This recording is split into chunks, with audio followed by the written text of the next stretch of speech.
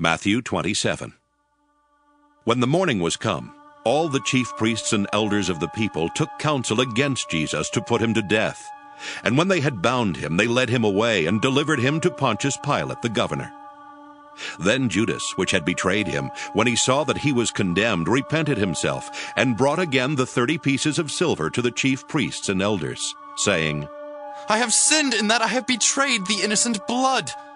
And they said, What is that to us? See thou to that. And he cast down the pieces of silver in the temple, and departed, and went and hanged himself. And the chief priests took the silver pieces, and said, It is not lawful for to put them into the treasury, because it is the price of blood. And they took counsel, and bought with them the potter's field to bury strangers in. Wherefore that field was called the field of blood unto this day. Then was fulfilled that which was spoken by Jeremy the prophet, saying, And they took the 30 pieces of silver, the price of him that was valued, whom they of the children of Israel did value, and gave them for the potter's field, as the Lord appointed me. And Jesus stood before the governor, and the governor asked him, saying, Art thou the King of the Jews? And Jesus said unto him, Thou sayest. And when he was accused of the chief priests and elders, he answered nothing. Then said Pilate unto him, Hearest thou not how many things they witness against thee? And he answered him to never a word, insomuch that the governor marveled greatly. Now at that feast the governor was wont to release unto the people a prisoner whom they would. And they had then a notable prisoner called Barabbas. Therefore when they were gathered together, Pilate said unto them, Whom will ye that I release unto you, Barabbas or Jesus, which is called Christ? For he knew that for envy they had delivered him. When he was set down on the judgment seat, his wife sent unto him, saying, Have thou nothing to do with that just man, for I have suffered many things this day in a dream because of him.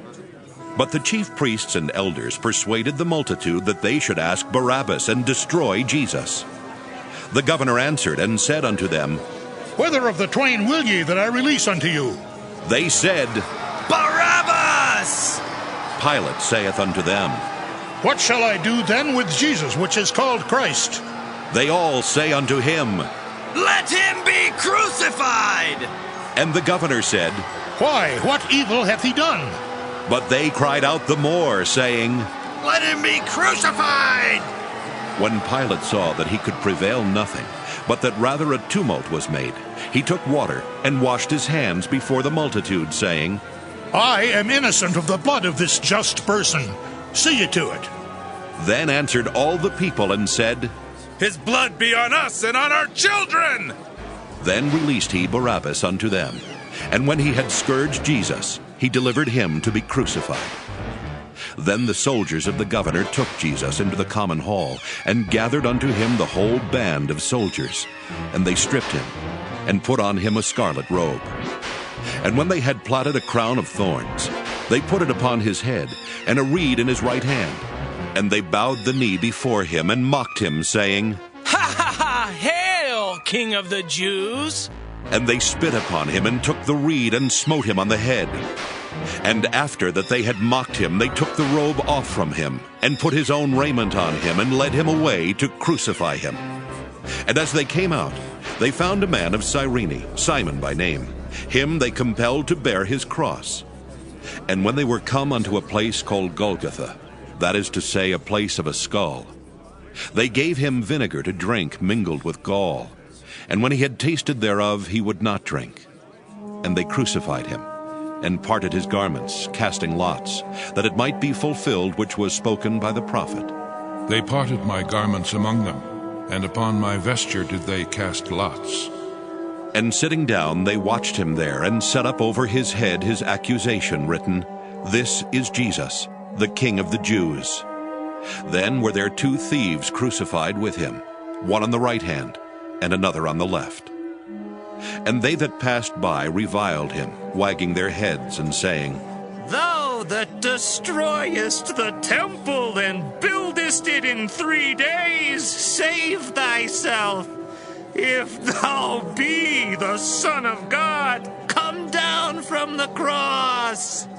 Likewise, also the chief priests, mocking him with the scribes and elders, said, He saved others, himself he cannot save.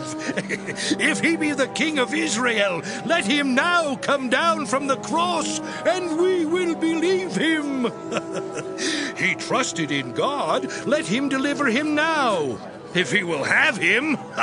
For he said, I am the Son of God. The thieves also, which were crucified with him, cast the same in his teeth. Now from the 6th hour there was darkness over all the land, unto the 9th hour. And about the 9th hour Jesus cried with a loud voice, saying, Eli, Eli, lama sabachthani.